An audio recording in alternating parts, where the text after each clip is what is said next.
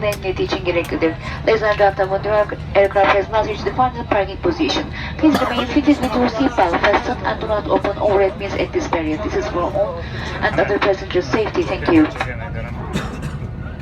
شو كنت الارزم؟ والله براخر ترسم خدي براخر اسبوش ترسم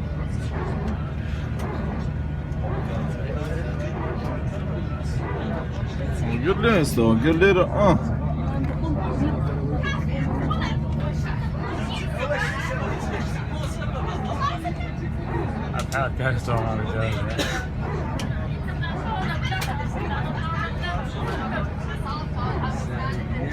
Sen